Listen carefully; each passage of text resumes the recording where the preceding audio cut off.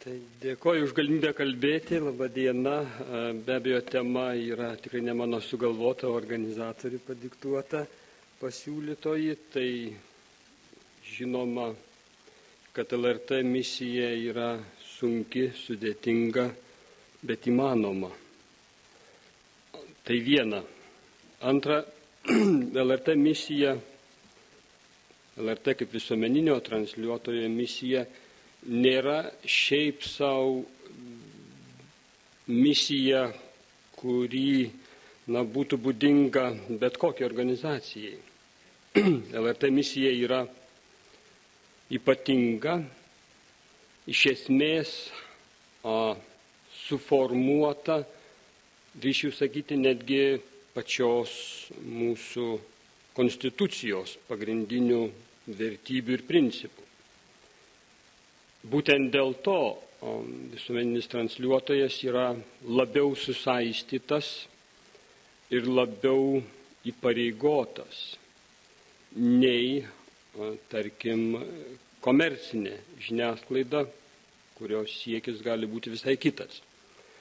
Tai viena. Antra, be abejo, suprantam ir esam visi įsitikinę, kad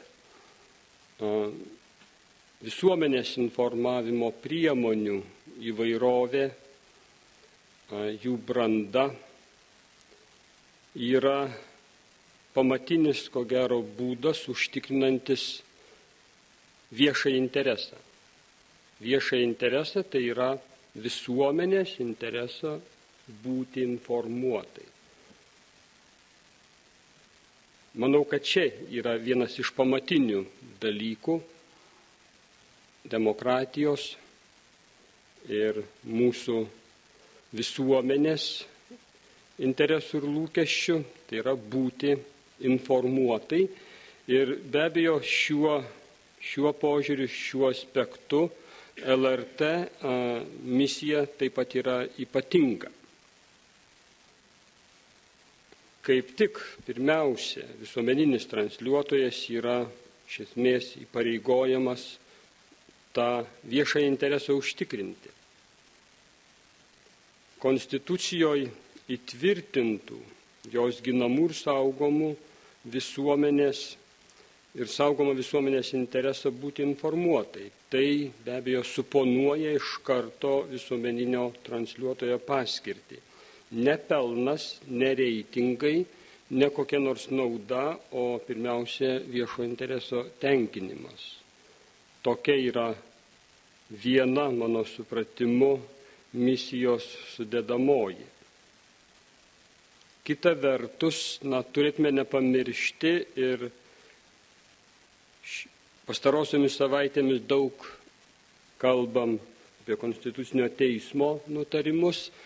Tai Konstitucinis teismas klausimais, kurie aktualūs LRT, yra taip pat pasisakęs ne vieną kartą.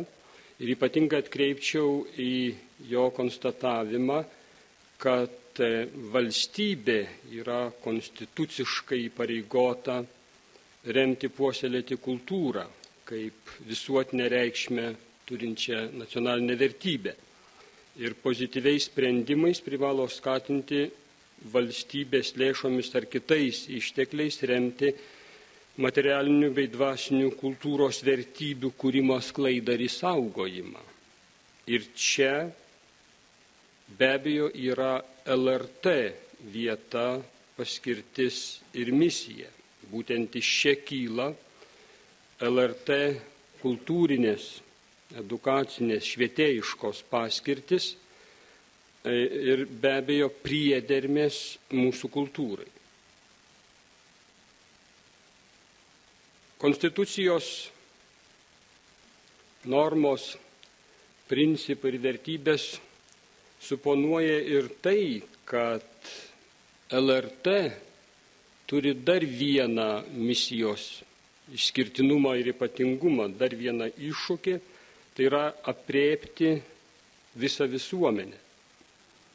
Turi padėti užtikrinti, pirmiausia, nacionalinius interesus, ugdyti pilietinę visuomenę, puoselėti kultūrą ir be abejo vienyti, harmonizuoti visuomenę. paskirtis, misija šiuo požiūriu taip pat yra ypatinga. Manau, kad LRT turi ir kitą misiją, labai sudėtingą misiją. Tai yra užtikrinti savo veikloje, kad nebūtų pažeidžiamos pagrindinės žurnalistikos vertybės – objektyvumas, nešališkumas, teisingumas. Įveikiant bet kokias galimas partinės ar politinės preferencijas. LRT tai yra ypatingai sunku. To gali kita žiniasklaida visiškai nepaisyti. LRT misija yra taip pat nepasiduoti komercinės sėkmės įtaigai. Nors kita vertus suvokiam turbūt ir kitą dalyką, kad LRT būdama nuobodi, nepatraukli,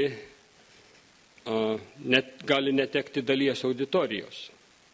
Ir kokiuose nors reitinguose jinai gali atrodyti kuklokai. Tačiau misija yra nepataikauti auditorijai.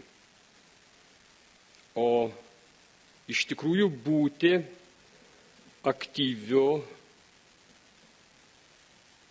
viešosios erdvės veikėjų, informuojančių, šviečiančių, diegiančių, keičiančių. Manau, taip pat tai misijos dalis. Su tuo be abejo bus susiję ir kitkas. LRT savo veikloje turi misiją taikyti ypatingai aiškius, skaidrius žurnalistikos etikos standartus, nepažeidžiant fundamentalių žmogaus orumo, jo teisių ir laisvių nuostatų. Kalbėdamas tai, aš sakau, kad be abejo visuomenė turbūt įsijungs į programų strategijai pateikiamą misijos sampratą. Ir ko gero turės tam tikrų siūlymų. Nežinau, ar jau pasiekė LRT taryba, lituanistų sambūrio ir klasikų asociacijos siūlymai. Mano supratimu, tie siūlymai yra labai esminiai ir labai svarbus. Jie labai tikslus ir konkretus, tiek pateiktų uždavinių, tokio patikslinimo požiūrių, tiek, iš esmės, siūlant naujai permastyti ir tikslinti vieną iš prioritetų, 6 prioritetą ir 8 prioritetą. Manau, kad LRT, būdama atvira visuomenės nuomonėms, šios pasiūlymus vertins ir vienaip ar kitaip matyt atsižvelgs, nes jie iš tikrųjų tiksliai atitiktų tą konstitucinę LRT misijos sampratą. Dar vienas dalykas. Aš nežinau, ką toliau LRT taryba darys su programų strategijos dokumentu. Kokie tolesni veiksmai, ar tai bus, tuo pasibaigs viskas. Be abejo, LRT taryba padarė didelį žingsnį į priekį,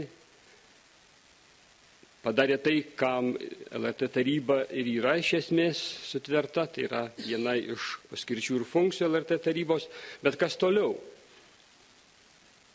Ar tai įsiskleis į kokį kitą dokumentą, kuris iš esmės būtų pagrindas grįžti prie esminės kalbos apie būtinybę užtikrinti ilgalaikį LRT finansavimą. Ir tuo požiūriu LRT nepriklausomumą.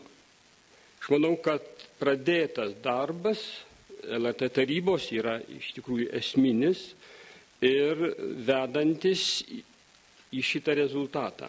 Galų gale padaryti tai, ką iš esmės yra drįstų sakyti, konstatavęs ir Konstitucinis teismas ir turbūt prieš kokį 6 metų valstybės kontrolė. Nesugebėjo to uždavinio sutvarkyti 14 vyriausybė, 15 turėjo kitų labai svarbių reikalų ir taip pat nesugebėjo realizuoti, bet galbūt atėjo laikas tą padaryti bendrom pastangom su LRT taryba. Nes pagrindas, rodantis ilgalaikio finansavimo būtinumą šios strategijos pagrindų yra akivaizdus. Tai linkiu geros diskusijos. Ačiū labai.